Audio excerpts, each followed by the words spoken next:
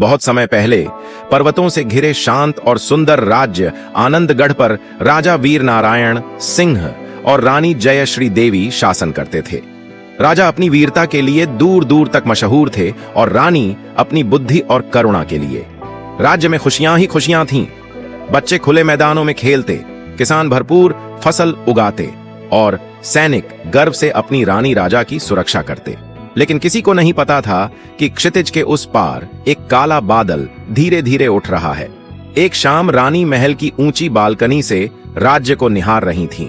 अचानक दूर पहाड़ों पर अजीब सी लाल चमक दिखी। उन्होंने सेनापति को बुलाकर कहा, यह साधारण आग नहीं, कोई संकेत है। 2 दिन बाद खबर आई। पड़ोसी राज्य का निर्दयी शासक भीमसेन आनंदगढ़ को जीतने के लिए तैयारी कर रहा था। भीमसेन की सेना विशाल थी, लेकिन उससे भी खतरनाक उसकी चतुराई थी।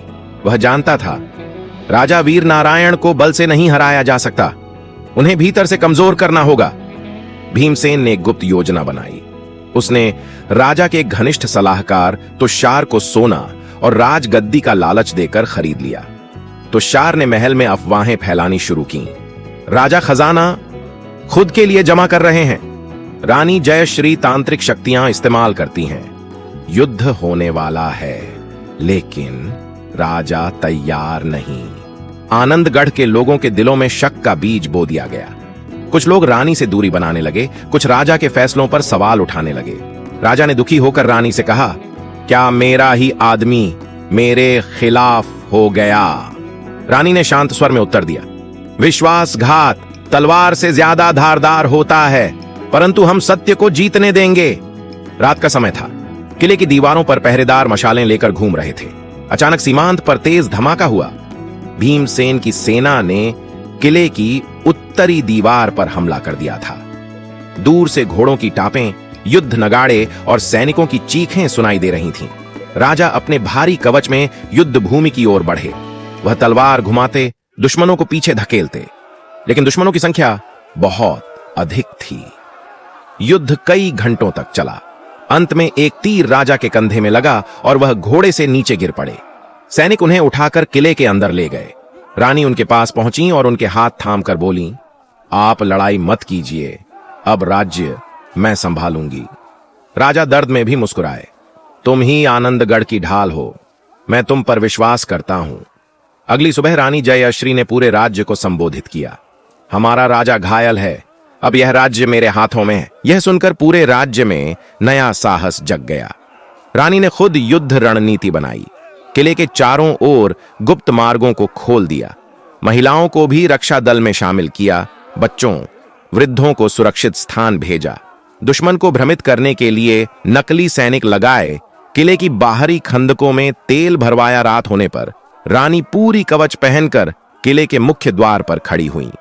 उनके चेहरे पर कोई डर नहीं, सिर्फ आक्रोश। उस रात भीमसेन ने पूरे जोर से किले पर दूसरा हमला किया। सैनिकों की संख्या दुगुनी थी, लेकिन इस बार रानी तैयार थीं। उन्होंने एक संकेत दिया और खंदकों में भरा तेल आग की लपटों में बदल गया। दुश्मन की आगे बढ़ती सेना आग की दीवार में फंस गई। महल के ऊंचे बुर्जों से तीर वर्षा होने लगी। रानी ने घोड़े पर चढ़कर अग्रिम पंक्ति में लड़ाई की। उनकी तलवार की हर चोट में राजा की रक्षा का प्रण था। इसी बीच तुषार, जो राजा को धोखा देकर भीमसेन से मिला था, महल में छुपकर भागने की कोशिश कर रहा था, लेकिन वह पकड़ा गया। रानी ने उसे दरबार में बुलवाया और पूछा, तूने अपने ही राज्य को क्यों बेचा? तुषार कांपते हुए बोला, मेरे अंदर लालच था, मैंने दुश्मन को हल्के में ले लिया। रानी ने कठोर स्वर में कहा, जिस व्यक्ति में निष्ठा नहीं, वह सिर्फ विनाश ही देता है। तुषार को जेल में बंद कर दिया गया। आग की दीवार और रानी की रणनीति से भीमसेन की सेना टूटने लगी।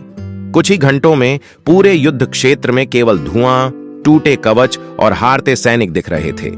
दुश्मन सेना भाग खड़ी हुई। आनंदगढ़ में विजय के नारों की गूंज उठी।